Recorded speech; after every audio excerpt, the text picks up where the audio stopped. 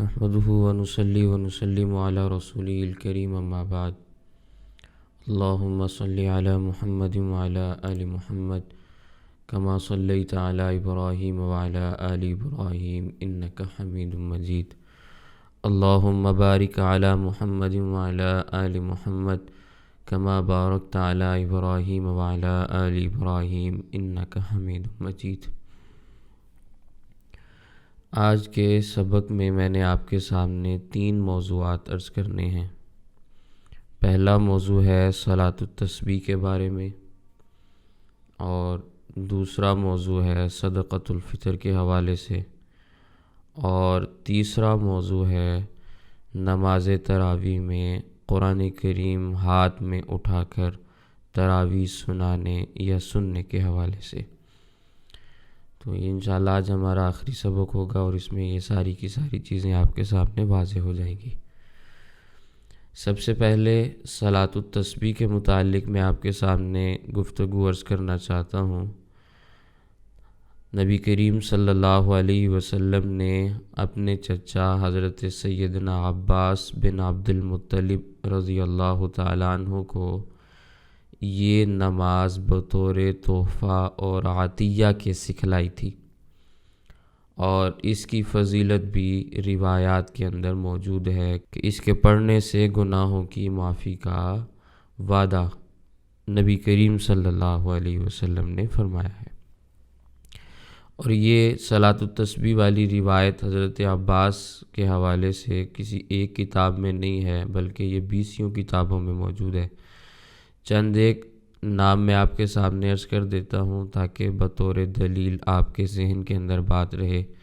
حضرت امام ابی داود رحمہ اللہ نے سنن ابی داود میں باب صلاۃ التسبیح قائم فرمایا ہے۔ جامع ترمذی میں امام ترمذی رحمہ اللہ نے باب ما جاء فی صلاۃ التسبیح مستقل عنوان قائم کیا ہے۔ سنن ابن ماجہ میں امام ابن ماجہ رحمہ اللہ نے باب ما جاء فی صلاۃ التسبیح پورا باب قائم فرمایا ہے۔ اسی طرح امام منذری رحمہ اللہ نے الترغیب و الترہیب کے اندر ان روایات کو جمع فرمایا ہے، الترغیب فی صلاۃ التسبیح کے عنوان سے۔ تو یہ کسی ایک کتاب کا مسئلہ نہیں ہے، 20 کتابوں کے اندر یہ روایات موجود ہیں۔ اس میں حضرت عبداللہ ابن عباس رضی اللہ تعالیٰ عنہما نبی کریم صلی اللہ علیہ وسلم کی حدیث پاک کو بیان فرماتے ہیں کہ نبی کریم صلی اللہ علیہ وسلم نے ان کے والد عبداللہ بن عباس کے والد حضرت عباس بن عبد المطلب کو یہ فرمانے لگے، اے میرے چچا عباس، کیا میں آپ کو ایک تحفہ، ایک انعام، ایک ایسی بھلائی نہ بتلاؤں کہ جس کے اندر 10 باتیں پائی جاتی ہیں، اگر آپ ان پر عمل کریں گے تو اللہ تعالیٰ آپ کے پہلے والے بھی اور بعد والے بھی، نئے بھی اور پرانے بھی، جان بوجھ کر کیے ہوئے اور انجانے میں کیے ہوئے، چھوٹے بھی اور بڑے بھی، پوشیدہ بھی اور ظاہر بھی، سب کے سب گناہوں کو معاف فرما دیں گے۔ تو حضرت عباس رضی اللہ تعالیٰ عنہ نے فرمایا کہ بھی اللہ کے نبی ضرور بتائیں۔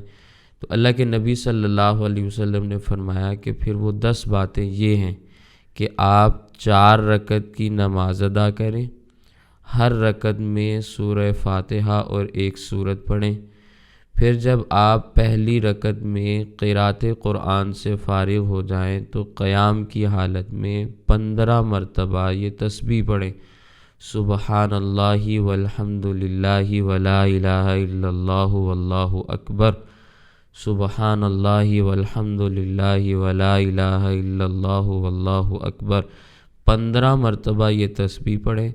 پھر اس کے بعد رکوع میں چلے جائیں، رکوع میں سبحان ربی العظیم، رکوع کی تسبیح کے پڑھنے کے بعد پھر 10 مرتبہ یہی تسبیح پڑھیں، سبحان اللہ والحمد للہ ولا الہ الا اللہ واللہ اکبر۔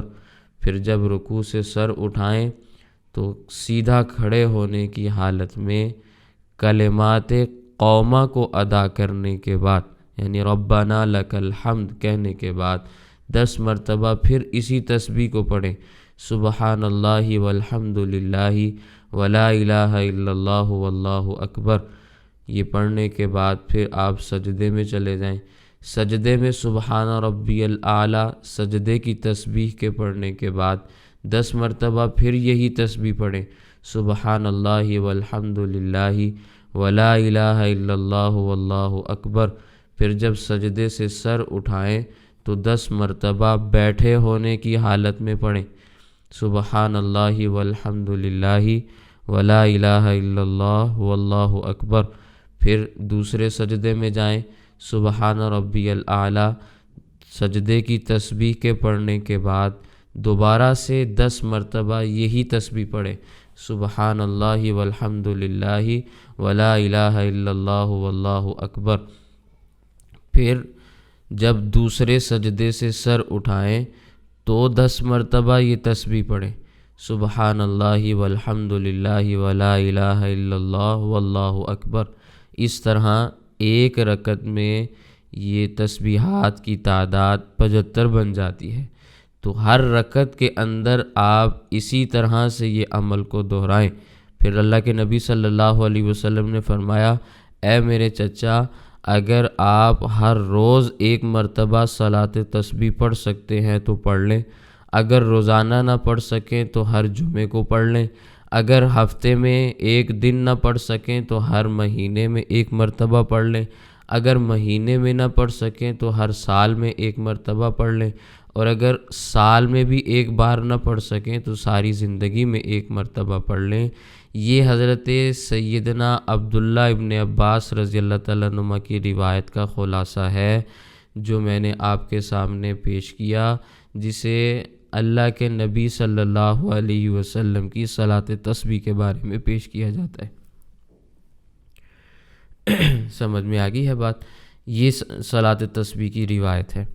اچھا، اب صلاۃ تسبیح کی اس روایت کے اندر سبحان اللہ والحمد للہ ولا الہ الا اللہ واللہ اکبر اس کلمے کو پڑھنا ہوتا ہے، اور یہ ایک رکعت کے اندر 75 مرتبہ پورا کرنا ہے۔ تو 4 رکعتوں کے اندر اسی طرح آپ نے عمل کو دہرانا ہے۔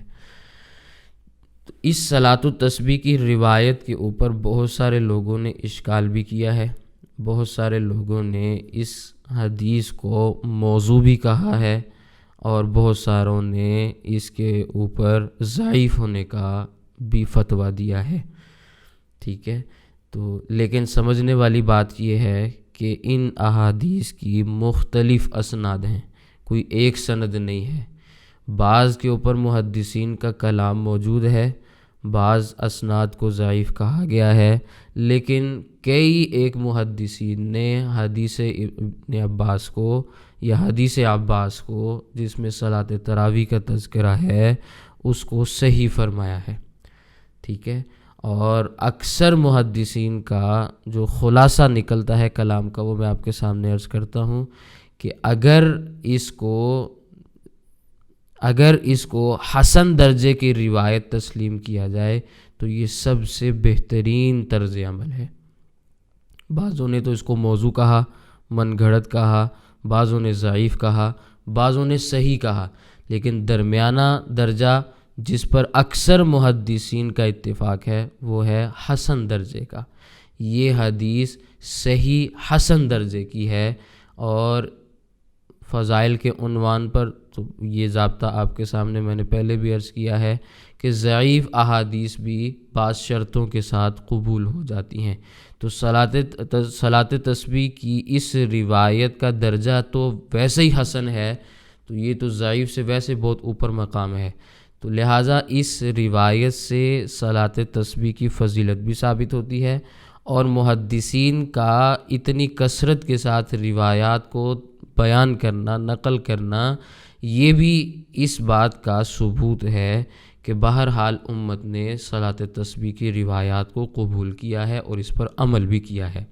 اب اگر میں آپ کے سامنے بات عرض کروں، بہت معروف اور مشہور محدث ہیں، آپ نے نام سنا ہوگا، شعب الایمان کے مصنف حضرت امام بہقی رحمہ اللہ، انہوں نے اپنی کتاب کے اندر حضرت امام المحدثین حضرت عبداللہ ابن مبارک رحمہ اللہ کے حوالے سے یہ بات لکھی ہے کہ وہ صلاۃ تسبیح کا کثرت کے ساتھ اہتمام فرمایا کرتے تھے، بلکہ حضرت عبداللہ ابن مبارک رحمہ اللہ سے صلاۃ تسبیح کا طریقہ بھی منقول ہے۔ میں نے جو آپ کے سامنے طریقہ صلاۃ تسبیح کا عرض کیا ہے نا، اس کو ذرا آپ دوبارہ دیکھیں۔ میں ایک بات آپ کے سامنے اور بھی عرض کرتا ہوں۔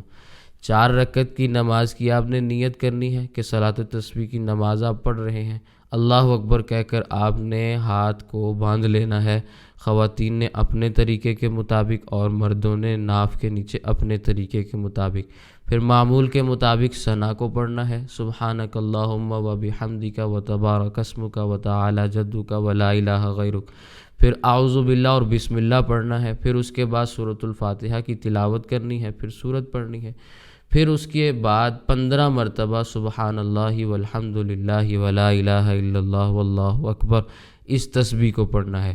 پھر رکوع میں جانے کے بعد بھی رکوع کی تسبیح کے بعد آپ نے انہی کلمات کو پڑھنا ہے اور 10 مرتبہ پڑھنا ہے۔ پھر رکوع سے جب اٹھنا ہے تو کھڑے ہونے کی حالت میں ربنا سمیع اللہ لمن حمیدہ ربنا ولک الحمد یا ربنا لک الحمد کہنے کے بعد پھر اس کھڑے ہونے کی حالت میں 10 مرتبہ اسی تسبیح کو پڑھنا ہے۔ پھر جب اللہ اکبر کہتے ہوئے سجدے میں جانا ہے تو سجدے کی تسبیح پڑھنے کے بعد 10 مرتبہ سجدے میں یہ تسبیح پڑھنی ہے۔ پھر جب سجدے سے سر اٹھانا ہے پہلے سجدے سے، اس کے بعد بیٹھنے کی حالت میں آپ نے 10 مرتبہ یہ تسبیح پڑھنی ہے۔ پھر دوسرے سجدے میں جانا ہے تو دوسرے سجدے کی تسبیح پڑھنے کے بعد پھر 10 مرتبہ آپ نے یہی کلمات دہرانے ہیں۔ پھر دوسرے سجدے سے اٹھنا ہے تو بیٹھے ہونے کی حالت میں آپ نے 10 مرتبہ یہ تسبیح پڑھنی ہے۔ یہ ایک طریقہ ہے صلاۃ التسبیح کا، یوں ایک رکعت مکمل ہو جاتی ہے، ٹھیک ہے، یوں ایک رکعت مکمل ہوتی ہے۔ پھر اب یہاں پہ فرق آتا ہے۔ حضرت عبداللہ ابن مبارک رحمہ اللہ کے حوالے سے جو میں بات عرض کرنے لگا تھا وہ یہاں اختلاف آتا ہے۔ حضرت عبداللہ ابن مبارک رحمہ اللہ فرماتے ہیں کہ یہ دوسرے سجدے سے اٹھنے کے بعد بیٹھے ہونے کی حالت میں نہ پڑھے بلکہ کھڑے ہونے کی حالت میں پڑھے، اور ہمارے نزدیک بہتر طرز عمل یہی ہے۔ البتہ دونوں طرح پڑھ لینے چاہیے، کوئی حرج کی بات نہیں۔ مسئلہ یہ ہے یہاں پہ کہ ہمارے نزدیک علماء احناف کے نزدیک جلسہ استراحت جائز نہیں ہے نماز میں۔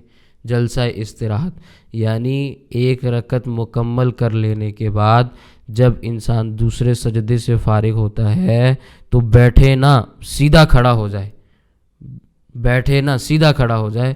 علماء شوافع اور حنابلہ کے نزدیک جلسہ استراحت نماز میں مسنون ہے، ہمارے نزدیک مسنون نہیں، ہمارے نزدیک اس سے نماز میں کوتاہی لازم آتی ہے۔ اس لیے بسا اوقات اگر کوئی زیادہ دیر بیٹھ جائے تو ہم کہتے ہیں سجدہ سہو واجب ہو جاتا ہے۔ تو اس لیے نماز کی اس کیفیت میں حضرت امام عبداللہ مبارک رحمہ اللہ فرماتے ہیں کہ ان تسبیحات کا اہتمام نہ کرے بلکہ کھڑا ہو جائے، کھڑے ہونے کی حالت میں کرے، پھر اس کے بعد جیسے دوسری رکعت کا معاملہ چلتا ہے ویسے کیا جائے۔ پھر اس کے بعد دوسری رکعت کا جو طریقہ ہے، پھر آپ نے قرات کرنی ہے، سورہ فاتحہ کی تلاوت ہے، سورہ فاتحہ کی تلاوت کے بعد پھر سورت ہے، اور پھر جیسے پہلی رکعت آپ نے پڑھی ہے اسی طرح آپ نے اس کو مکمل کرنا ہے۔ البتہ یہ جو قاعدے آتے ہیں 4 رکعت والی نماز میں، دوسری رکعت میں قاعدہ آئے گا، پھر چوتھی رکعت میں آئے گا، تو اس میں اتحیات کے پڑھنے کے بعد ان تسبیحات کو پڑھا جاتا ہے۔ یہ بات آپ نے ذہن میں رکھنی ہے۔ تو حضرت امام عبداللہ بن مبارک رحمہ اللہ کے حوالے سے جو بات میں نے عرض کرنی تھی وہ یہی ہے کہ ان کے ہاں یہ تھوڑے سے طریقے کا اختلاف پایا جاتا ہے۔ البتہ ہماری رائے اس میں یہ ہے کہ حضرت امام عبداللہ بن مبارک رحمہ اللہ کا طریقہ یہ زیادہ معتبر ہے، اور اعتدال والی رائے اس میں یہ ہے کہ دونوں طریقوں سے پڑھنے میں کوئی حرج کی بات نہیں ہے، کبھی اس طریقے سے پڑھ لینی چاہیے اور کبھی دوسرے طریقے سے۔ بہرحال حضرت امام عبداللہ بن مبارک رحمہ اللہ اس کا کثرت کے ساتھ اہتمام فرمایا کرتے تھے۔ اس کو بیان کس نے کیا ہے؟ امام بہقی رحمہ اللہ نے شعب الایمان کے اندر، ٹھیک ہے۔ دوسری بات، حضرت عبدالعزیز بن ابی رواد جو حضرت امام عبداللہ بن مبارک رحمہ اللہ کے بھی استاد ہیں، وہ فرماتے ہیں کہ جس آدمی نے جنت میں جانا ہو نا، جس کا جنت میں جانے کا ارادہ ہو، اس کو صلاۃ تسبیح لازم پکڑ لینی چاہیے۔ اسے چاہیے کہ وہ مضبوطی کے ساتھ صلاۃ تسبیح کو پکڑ لے، یعنی کثرت کے ساتھ اس کا اہتمام کرے، انشاءاللہ اللہ تعالیٰ اس کو جنت الفردوس عطا فرمائیں گے۔ تو یہ عبداللہ بن مبارک رحمہ اللہ کے استاذ ہیں جن کا حوالہ میں نے آپ کے سامنے عرض کیا۔ اسی طرح حضرت ابو عثمان حیری نور اللہ مرقدہ ایک بہت بڑے زاہد عابد بزرگ گزرے ہیں، وہ فرماتے ہیں کہ میں نے مصیبتوں اور غموں کے ازالے کے لیے صلاۃ التسبیح سے بہتر کوئی چیز نہیں دیکھی، تو وہ کثرت کے ساتھ صلاۃ التسبیح کا اہتمام فرمایا کرتے تھے۔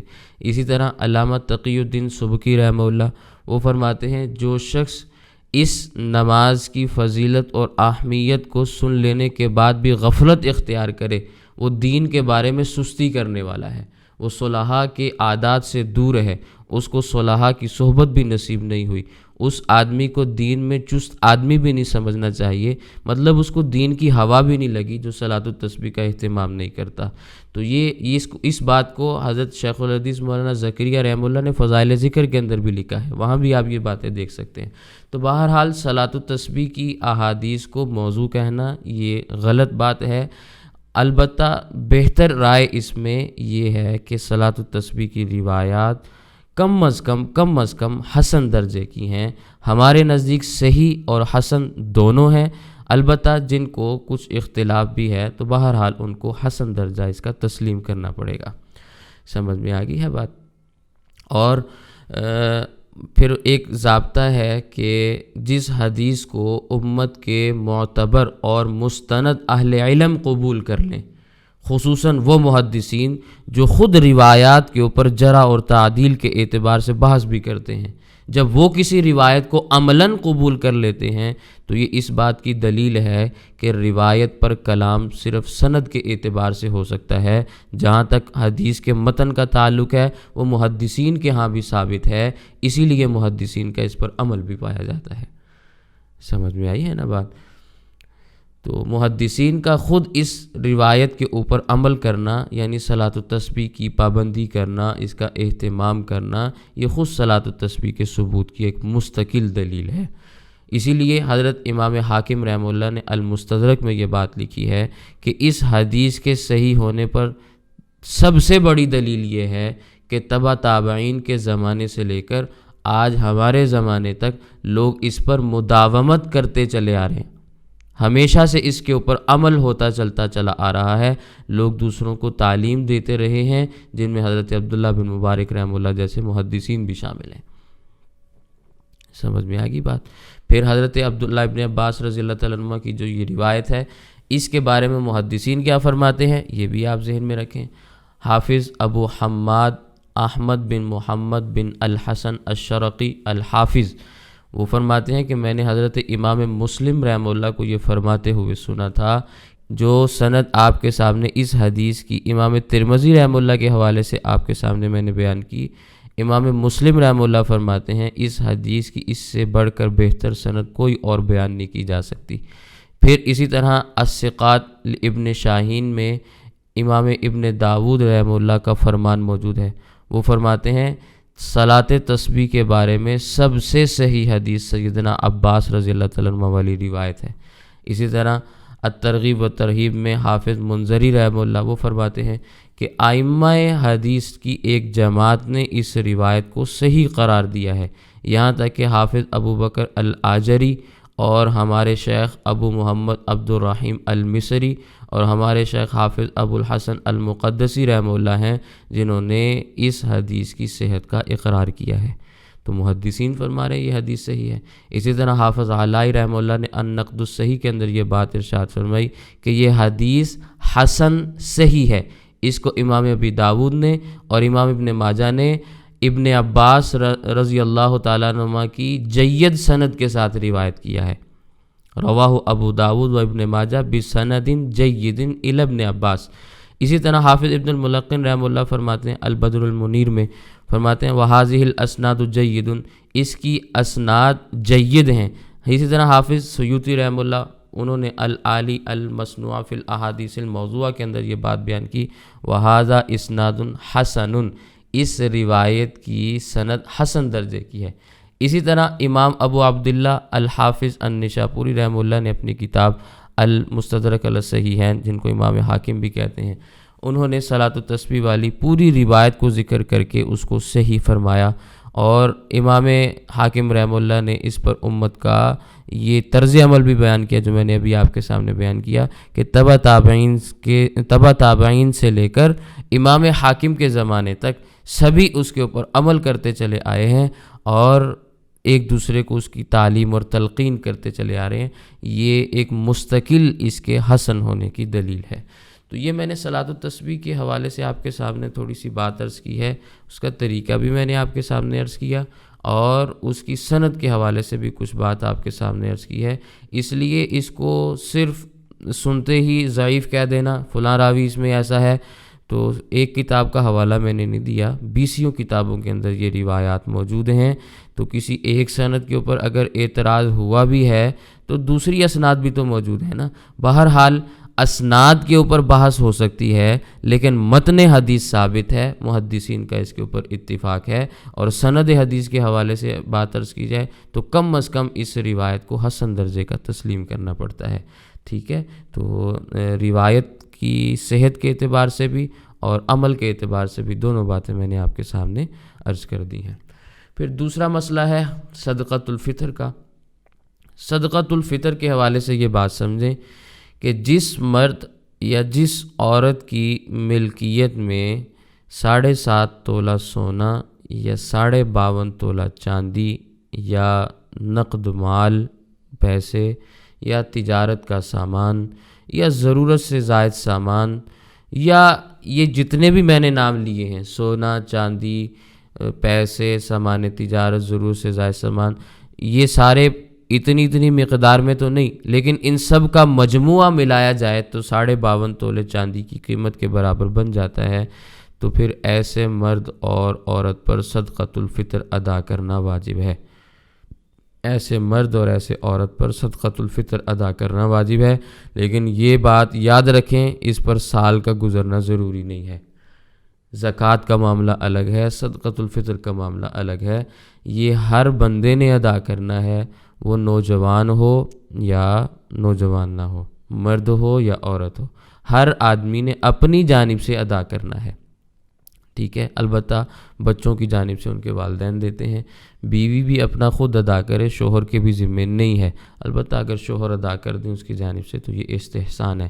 بہرحال یہ معاملہ ہے صدقۃ الفطر کا، ٹھیک ہے۔ اس میں اس کی ادائیگی کے اعتبار سے اگر بات کی جائے تو صدقۃ الفطر کی ادائیگی کا اصل وقت ہے عید الفطر کے دن نماز عید سے پہلے کا، کہ عید الفطر کی نماز کے ادا کرنے سے پہلے آپ صدقۃ الفطر کو ادا کر دیں، لیکن رمضان میں کبھی بھی اس کو ادا کیا جا سکتا ہے، ٹھیک ہے، اور کبھی بھی اس کو ادا کیا جا سکتا ہے، بس مسئلہ ذہن میں رکھتے ہوئے آپ جب مناسب سمجھیں اس کو ادا کر دیں۔ پھر صدقۃ الفطر کی مختلف مقداریں ہیں، کوئی ایک چیز نہیں ہے جس کے مطابق آپ نے صدقہ دینا ہے۔ صدقۃ الفطر میں کھجور کا بھی اعتبار کیا جا سکتا ہے، کشمش کا بھی اعتبار کیا جا سکتا ہے، جو کے اعتبار سے بھی دیے جا سکتا ہے۔ اگر کھجور کے اعتبار سے، کشمش کے اعتبار سے، جو کے اعتبار سے دیں گے تو اس کی پھر مقدار ہے 1 سا، جو تقریباً 3.5 کلو بنتے ہیں آج کے زمانے کے اعتبار سے، ٹھیک ہے، 3.5 کلو کھجور، کشمش اور جو کے اعتبار سے، ٹھیک ہے۔ اور گندم کے اعتبار سے دیں گے تو یہ گندم کے اعتبار سے 2.25 کلو بنتا ہے، نصف سا دیا جاتا ہے، نصف سا گندم کے اعتبار سے، اور 1 سا کھجور، کشمش یا جو کے اعتبار سے۔ اس میں سے جس کو جو سہولت میسر ہو وہ اس کے مطابق دے دے، اور اس کی جو قیمتیں ہیں وہ میں نے آپ کے سامنے عرض بھی کی تھیں، دوبارہ عرض کر دیتا ہوں۔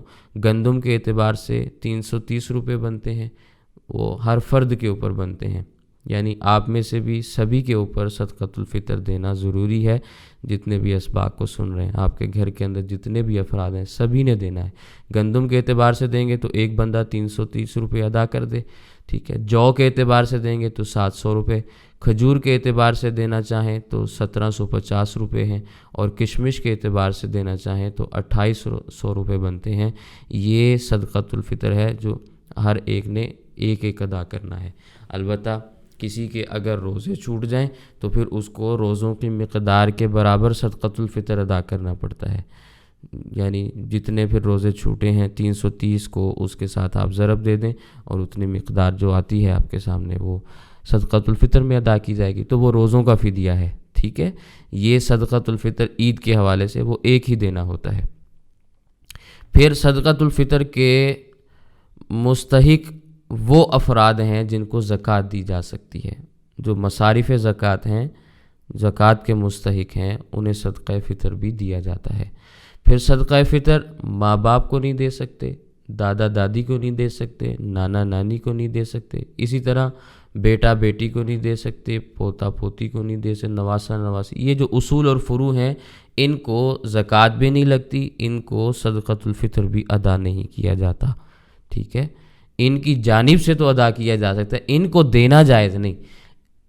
سمجھ میں آئی؟ اسی طرح بیوی شوہر کو صدقہ فطر دے دے، شوہر بیوی کو دے دے، تو اس سے بھی صدقہ فطر ادا نہیں ہوتا. سمجھ آ گئی ہے بات؟ البتہ بعض رشتہ دار ایسے ہیں جیسے بہن ہے، بھائی ہیں، بھتیجا ہیں، بھتیجی ہیں، بھانجا ہیں، بھانجی ہیں، چچا ہیں، چچی ہیں، پھوپھا ہیں، پھوپھی ہیں، خالہ ہیں، خالو ہیں، ماموں ہیں، ممانی ہیں، ساس ہیں، سسر ہیں، بہنوئی ہیں، ستیلی ماں ہے، ستیلا باپ ہے. ان سب کو صدقہ فطر دینا درست ہے، لیکن یہ ذہن میں رکھنا ضروری ہے کہ وہ مستحق بھی ہوں، غریب بھی ہوں، پھر دینا جائز ہے. سمجھ آ گئی ہے بات؟ تو صدقہ فطر کے مصارف کیا ہیں یہ بات بھی ذہن میں رکھیں. پھر اس کے کچھ مسائل بھی ہیں، ان کو بھی ذہن میں رکھیں. ایک مسئلہ تو میں نے آپ کے سامنے یہ عرض کیا نا کہ اس پر سال کا گزرنا ضروری نہیں ہے. اگر عید والے دن بھی آپ کے پاس پیسے موجود ہوئے جن کی مالیت کا میں نے اوپر آپ کے سامنے تذکرہ کیا، تو پھر بھی آپ کے ذمہ لازم ہے کہ اس عید والے دن ہی آپ اس کو ادا کر دیں. بے شک ایک دن ہی پہلے آئے ہوں، 1 گھنٹہ پہلے آپ کو پیسے ملے، آپ کے ذمہ ادائیگی لازم ہو جائے گی. ٹھیک ہے. اسی طرح مردوں کا معاملہ ہے، اسی طرح عورتوں کا معاملہ ہے. عورتیں بھی اگر صاحب نصاب ہیں تو ان پر بھی صدقہ فطر واجب ہے، مگر عورت پر کسی اور کی طرف سے صدقہ فطر نکالنا ضروری نہیں ہے، نہ بچوں کی طرف سے، نہ اپنے ماں باپ کی طرف سے، نہ شوہر کی طرف. دینا چاہے تو الگ مسئلہ ہے، ادا ہو جائے گا، لیکن ضروری نہیں ہے اس پر. مردوں پر جس طرح اپنا صدقہ فطر دینا ضروری ہے، اسی طرح اپنی نابالغ اولاد کا صدقہ فطر ادا کرنا بھی ضروری ہے. صرف اور صرف جو واجب اور ضروری ہے وہ صرف نابالغ اولاد. مرد کے ذمہ لازم نہیں ہے کہ وہ اپنے والدین کا یا اپنی بالغ اولاد کا یا اپنی بیوی اور اپنے بچوں کا صدقہ فطر ادا کرے. ضروری نہیں ہے، دینا چاہے تو دینے میں کوئی حرج کی بات نہیں، یہ استحسان ہے، نیکی ہے. ٹھیک ہے. اسی طرح بہن بھائیوں کی طرف سے، رشتہ داروں کی طرف سے بھی ادا کرنا واجب نہیں ہے کسی کے ذمہ، اگرچہ وہ ایک ہی گھر کے اندر کیوں نہ رہتے ہوں، کھانا پینا بھی اکٹھا ہو، ساری چیزیں بھی اکٹھی ہوں، لیکن پھر بھی کسی کے ذمہ لازم نہیں ہے. صرف نابالغ اولاد کا باپ کے ذمہ ہے جو واجب اور ضروری حد تک ہے. البتہ اگر کسی کی کوئی اولاد ایسی ہے، لڑکا یا لڑکی جو مجنون ہے، ٹھیک ہے، مجنون ہے، پاگل ہیں، تو اس کی طرف سے اس کے والد صدقہ فطر کو ادا کریں گے. سمجھ آ گئی ہے؟ تو یہ صدقہ فطر کا مسئلہ ہے. پھر کسی کے رمضان کے روزے رہ گئے، ہاں یہ بات بھی ذہن میں رکھیں، جس نے رمضان کے روزے رکھے صدقہ فطر اس پر بھی واجب ہے، اور جس نے رمضان کے روزے نہیں رکھے صدقہ فطر اس پر بھی واجب ہے. یہ نہیں کہ میں نے تو روزے ہی نہیں رکھے تو میں صدقہ فطر کیوں دوں. روزے رکھو یا نہ رکھو، آپ نے صدقہ فطر ادا کرنا ہے، صدقہ فطر واجب ہے. ٹھیک ہے. البتہ اگر کسی کے روزے کسی عذر کی وجہ سے، بیماری کی وجہ سے، معذوری کی وجہ سے رہ جائیں اور وہ اپنے روزوں کا فدیہ دینا چاہیں، تو اس فدیے کی مقدار اور اس کی تفصیل بھی یہی ہے جو صدقہ فطر کی ہے، جس کا میں نے آپ کے سامنے تذکرہ کیا ہے. تو یہ 2 مسائل میں نے آپ کے سامنے عرض کر دیے، صدقہ فطر کے حوالے سے بھی اور صلاۃ تسبیح کے حوالے سے بھی. اب تیسرا مسئلہ ہے نماز میں قرآن کریم دیکھ کر قرات کرنے کا مسئلہ، اس کے حوالے سے بھی بات ذہن میں رکھیں۔ ہمارا اہل سنت والجماعت کا اس بارے میں موقف یہ ہے جو بدائع الصنائع میں موجود ہے، امام کاسانی رحمہ اللہ نے وہاں بیان کیا ہے، سیدنا امام اعظم ابو حنیفہ نعمان بن ثابت نور اللہ مرقدہ کے حوالے سے، کہ حضرت امام اعظم ابو حنیفہ رحمہ اللہ کا موقف یہ ہے کہ نماز میں قرآن مجید دیکھ کر قرات کی جائے تو نماز ٹوٹ جاتی ہے۔ عبارت اس کی بدائع الصنائع میں جو موجود ہے وہ یہ ہے، وَلَوْ قَرَأَ الْمُصَلِّي مِنَ الْمُصْحَفِ فَصَلَاتُهُ فَاسِدَةٌ عِنْدَ أَبِي حَنِیفَةَ رحمہ اللہ تعالی۔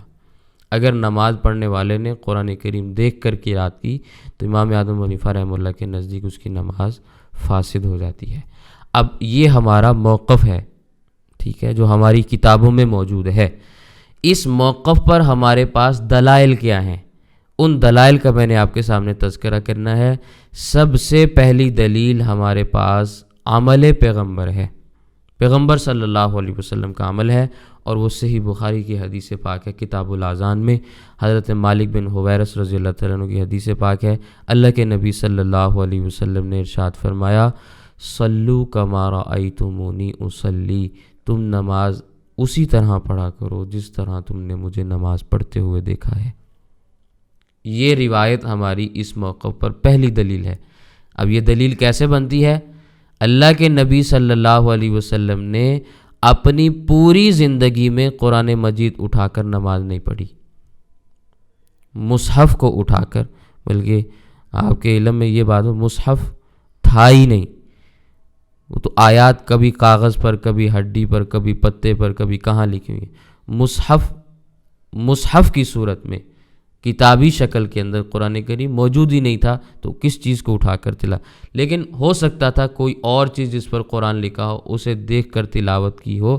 اللہ کے نبی صلی اللہ علیہ وسلم سے پوری زندگی میں ایک مرتبہ بھی یہ طرز عمل ثابت نہیں، نہ ہی اللہ کے نبی صلی اللہ علیہ وسلم نے اس کا حکم ارشاد فرمایا، نہ ہی اجازت دی، نہ ہی نبی کریم صلی اللہ علیہ وسلم کے کسی صحابی سے یہ بات ثابت ہے کہ کسی صحابی نے قرآن مجید دیکھ کر نماز میں قرات کی ہو اور آپ صلی اللہ علیہ وسلم نے خاموش رہ کر اس کی تائید فرمائی ہو۔ یہ بات بھی کہیں نہیں پائی جاتی۔ تو یہ اس بات کی بہت مضبوط ترین دلیل ہے کہ نماز میں زبانی قرات کرنا اللہ کے نبی صلی اللہ علیہ وسلم والی نماز ہے، اور اللہ کے نبی صلی اللہ علیہ وسلم جیسی نماز ہے۔ اگر اس میں دیکھ کر پڑھیں گے تو نماز ڈیفرنٹ ہو جائے گی، الگ ہو جائے گی۔ یہ ہماری پہلی دلیل ہے۔ اب مسئلہ یہ ہے کہ قرآن اور حدیث کا دعویٰ کرنے والے، اپنے آپ کو اہل الحدیث کہنے والے اور حدیث کے علمبردار اپنے آپ کو کہنے والے افراد جو یہ اعلان کرتے ہیں پوری دنیا میں کہ ہمارے پاس ہر موقف پر احادیث موجود ہیں، ذرا اس موقف کے اوپر وہ احادیث کو بیان کر کے دکھا دیں۔ کس حدیث کو وہ بیان کرتے ہیں؟ اللہ کے نبی صلی اللہ علیہ جو کہتے ہیں ہمارے نزدیک تو صرف بس یہ دو چیزیں ہی کافی ہیں، ہمیں کسی اور چیز کی ضرورت نہیں، تو دکھائیں بھئی کہاں اللہ کے نبی صلی اللہ علیہ وسلم نے نماز پڑھی؟ سمجھ آ گئی بات؟ تو اللہ کے نبی صلی اللہ علیہ وسلم کا عمل یہ ہے کہ انہوں نے پوری زندگی میں کبھی بھی قرآن کریم کو اٹھا کر دیکھ کر نہ خود نماز پڑھی، نہ اجازت دی، نہ صحابہ کو ایسے نماز پڑھتے ہوئے دیکھا اور ان کی تائید کی۔ یہ عمل پیغمبر ہے جو ہماری دلیل ہے۔ پھر دوسرا عمل خلفائے راشدین، ہمارے نزدیک یہ مستقل سنت ہے نا، سنن ابی داؤد کی اس روایت کے مطابق علیکم بسنتی و سنت الخلفاء الراشدین المہدیین تمسکوا بها وعضوا علیہا بالنواجذ وإیاکم ومحدثات الامور فإن کل محدثۃ بدعہ وکل بدعۃ ضلالہ۔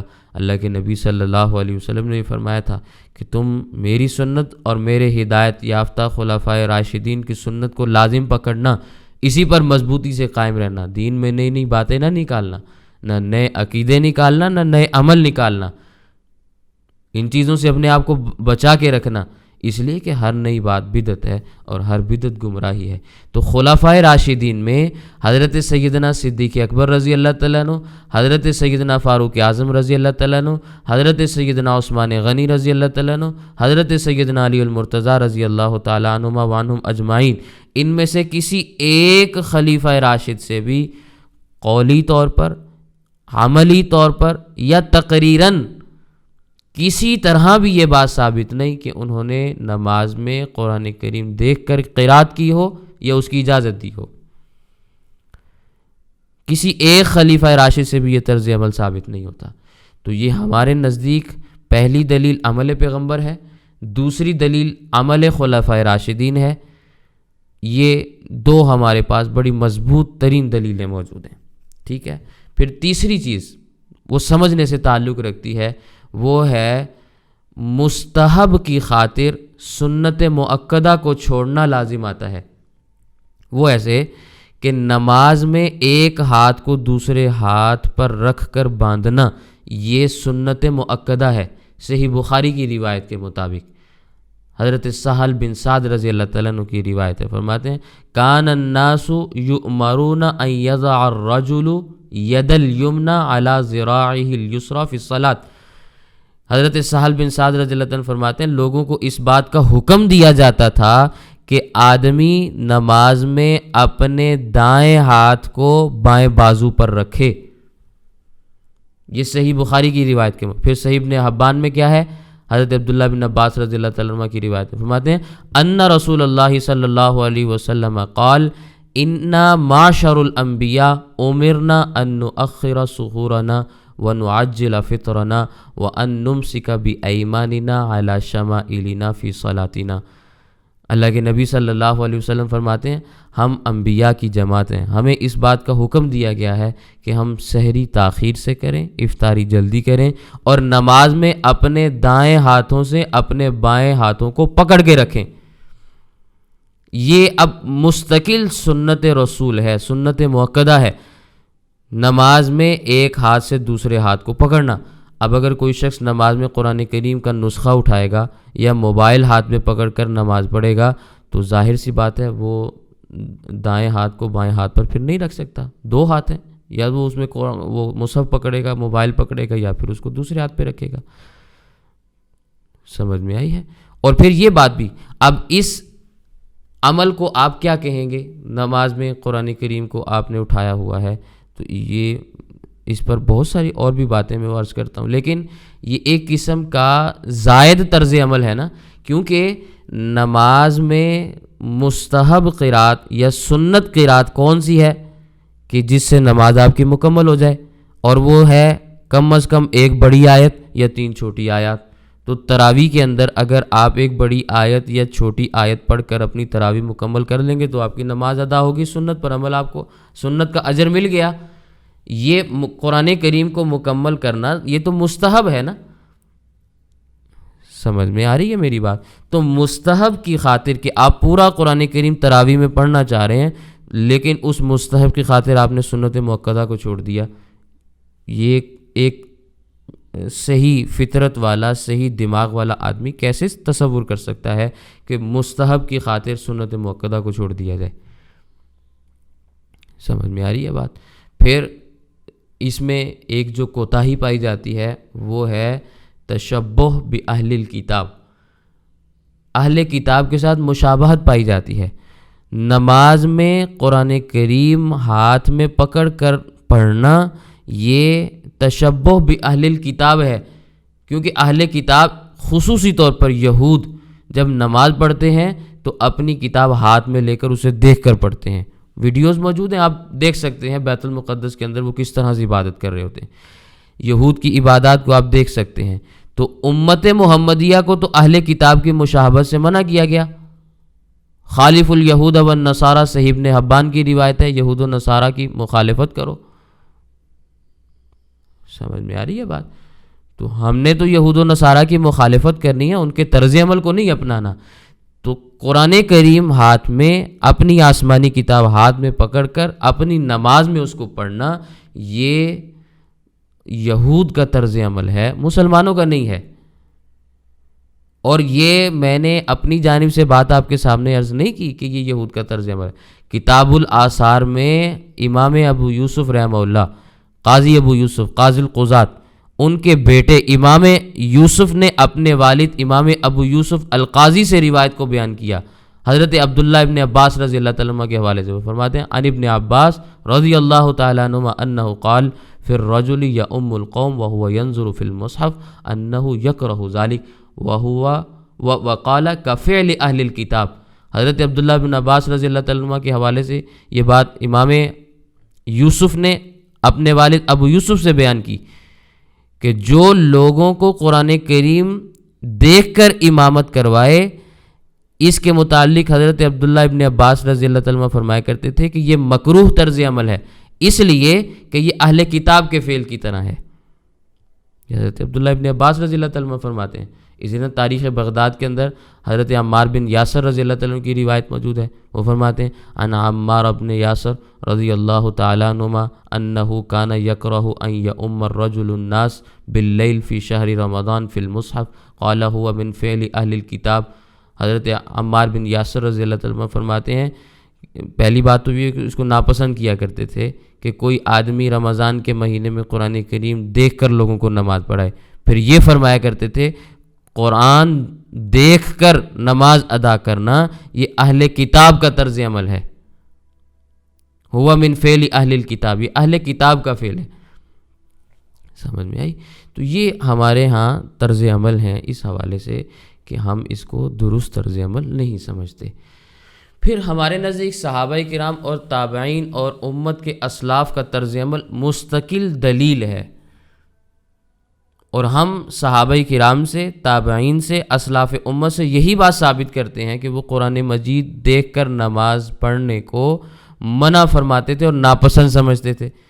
سیدنا عمر رضی اللہ تعالیٰ عنہ کے حوالے سے آتا ہے، حضرت عبداللہ ابن عباس رضی اللہ تعالیٰ عنہ نے کتاب المصاحف کے اندر یہ روایت موجود ہے ابن ابی داود کے حوالے سے، عن ابن عباس رضی اللہ تعالیٰ عنہما قال نہانا امیر المؤمنین عمر رضی اللہ تعالیٰ عنہ ان ام الناس فی المصحف۔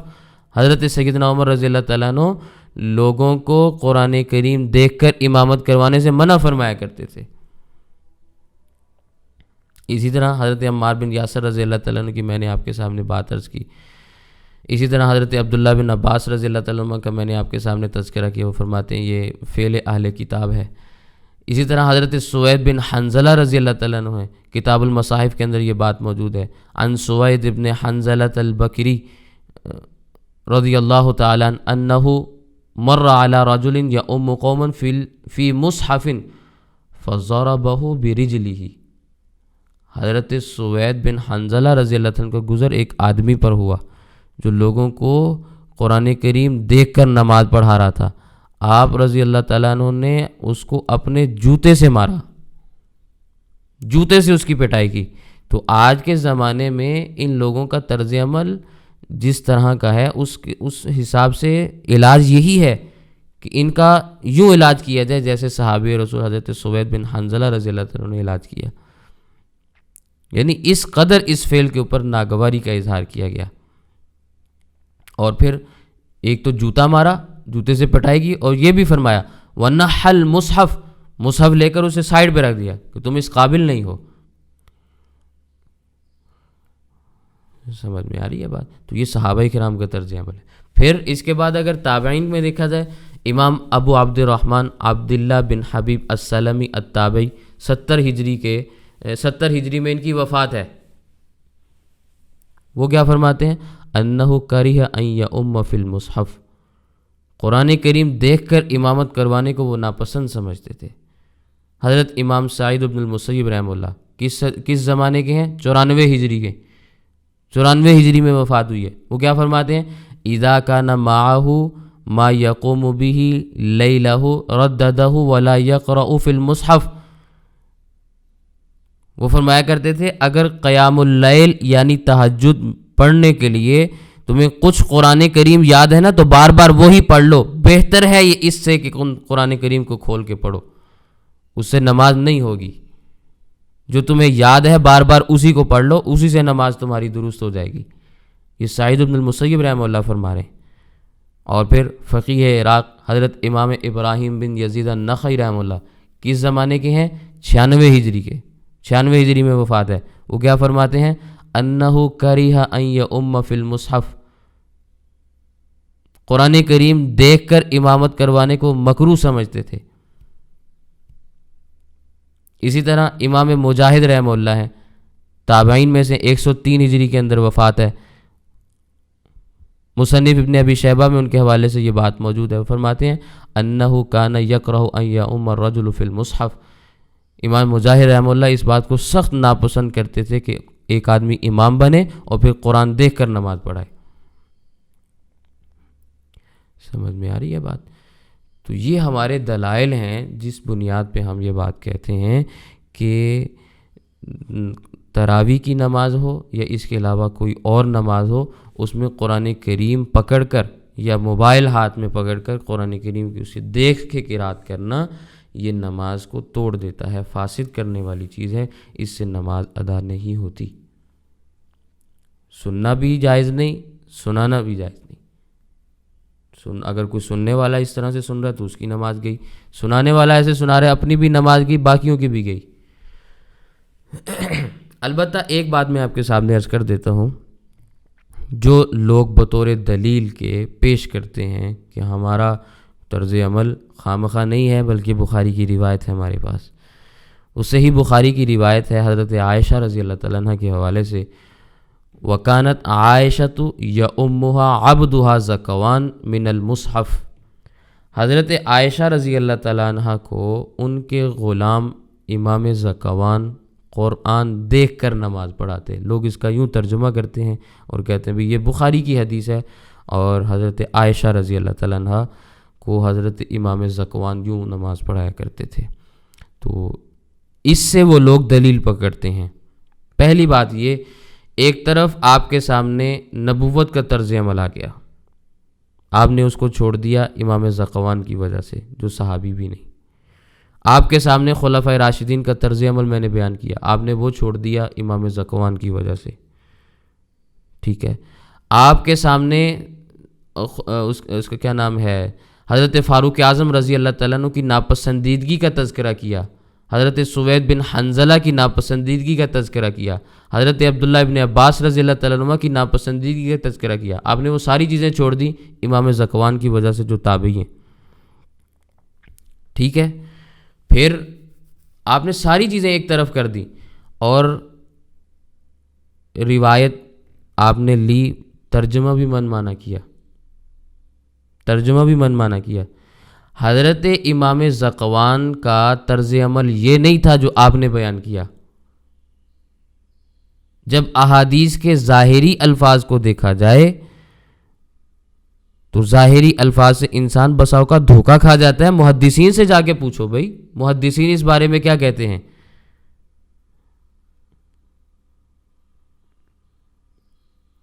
سمجھ میں آ رہی ہے بات؟ حضرت سیدہ عائشہ رضی اللہ تعالیٰ عنہ کے جو غلام امام زکوان ہیں، وہ حضرت عائشہ رضی اللہ تعالیٰ عنہ کو دیکھ کر قرآن کریم سے نماز نہیں پڑھایا کرتے تھے، بلکہ اس روایت کا وہاں پہ ظاہری معنی نہیں بلکہ ایک اور معنی مراد ہے، اور وہ یہ کہ انہوں نے مصحف اپنے پاس رکھا ہوا ہوتا تھا جب وہ نماز پڑھاتے تھے، تو مصحف کو اپنے پاس رکھا کرتے تھے، اور جب قرات میں کہیں بھول جاتے یا ان کو الفاظ کا شک پڑتا تو نماز کے بعد مصحف کھول کر اس میں سے دیکھا کرتے تھے۔ فقہا نے یہ معنی اس روایت کا بیان کیا۔ اب مسئلہ یہ ہے کہ ایک طرف آپ کی سمجھ ہے، آپ نے بخاری کی روایت کو اپنی سمجھ کے ساتھ لیا اور اس کے اوپر عمل کرنا شروع کر دیا، تو آپ تو ویسے ہی بے ایمان ہیں ہمارے نزدیک، ہم آپ کی کس بات کو قبول کریں گے؟ نہ تمہارا دماغ سلامت ہے، نہ عقلیں سلامت ہیں، اور نہ تمہارے اعمال درست ہیں۔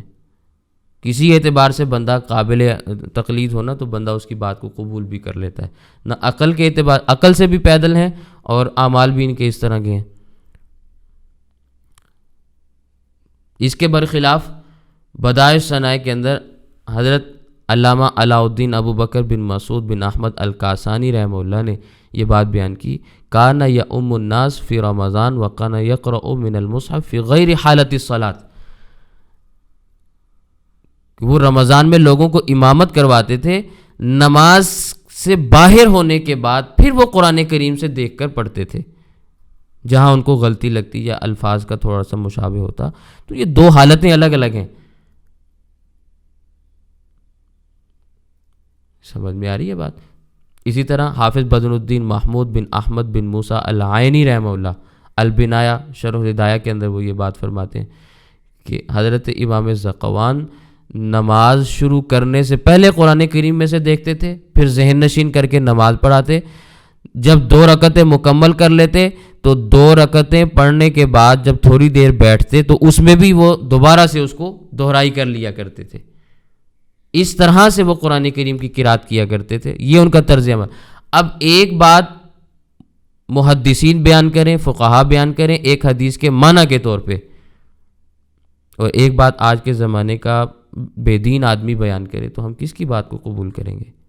پھر جو سب سے بہترین بات اور سب سے آخری بات وہ یہ کہ جس ناصر الدین البانی کی تحقیق کو یہ سروں کے اوپر بٹھا کے رکھتے ہیں، جس کی تحقیق کے مطابق یہ احادیث کے جنازے نکالتے ہیں، اسی ناصر الدین البانی کا اس روایت کے متعلق کیا موقف ہے؟ ذرا یہ کھول کے دیکھ لیتے، اپنے بڑے کو ذرا پڑھ کے دیکھ لیتے۔ فتح الرحمن فی بیان حجر القرآن کے اندر ناصر الدین البانی نے حکم القراءۃ من المصحف فی الصلاۃ التراویح کے بارے میں کیا لکھا ہے؟ وہ یہ بات کہتا ہے کہ ہمارا موقف یہ ہے کہ تراویح میں قرآن کریم دیکھ کر پڑھنا درست نہیں۔ باقی جو حضرت زکوان کی امامت کا واقعہ ہے وہ ایک جزوی اور خصوصی واقعہ ہے، عمومی واقعہ نہیں ہے۔ یہ ناصر الدین البانی کی تحقیق ہے۔ ہر بات میں ناصر الدین البانی کو لانے والے یہاں اس کو کیسے چھوڑ کے چلے گئے؟ اب کہتے ہیں بھی ہم نے کوئی اس کا کلمہ پڑھا ہوا ہے۔ سمجھ میں آ رہی ہے بات؟ تو حضرت عائشہ رضی اللہ تعالیٰ عنہ کے غلام امام زکوان والی جو روایت ہے اس کا معنی ہمارے نزدیک یہ ہے کہ امام زکوان نماز کے علاوہ میں مصحف میں دیکھا کرتے تھے، حالت نماز میں نہیں دیکھتے تھے، ٹھیک ہے؟ اسی پر محدثین کا اتفاق ہے، فقہا کا اتفاق ہے، اور یہی سواد اعظم کا مذہب ہے، جمہور امت کا یہی مذہب ہے۔ اسی لیے ہم یہ بات کہتے ہیں کہ ہمیں تو نبی کریم صلی اللہ علیہ وسلم نے واضح طور پر فرمایا لا یجمع اللہ ھذہ الامۃ علی الضلالۃ ابدا، اللہ تعالیٰ اس امت کو ضلالت اور گمراہی پر کبھی بھی جمع نہیں کریں گے۔ ید اللہ علی الجماعہ فاتبعوا السواد الاعظم، سواد اعظم کی اتباع کرو، جماعت کے ساتھ اللہ کی مدد و نصرت ہے۔ تو ہم تو محدثین کی جماعت کے ساتھ چلنے والے ہیں، فقہا کی جماعت کے ساتھ چلنے والے ہیں، جو معنی انہوں نے بیان کیا حدیث پاکہ ہم اس کو قبول کر لیتے ہیں۔ سمجھ میں آگی بات؟ تو یہ اس حوالے سے بھی میں نے آپ کے سامنے چند ایک گزارشات عرض کر دی ہیں۔ اب کسی کا کوئی سوال ہو، کسی کو کوئی بات نہ سمجھ میں آئی ہو تو وہ پوچھ لیں، میں اس کا پھر جواب آپ کے سامنے عرض کر دیتا ہوں۔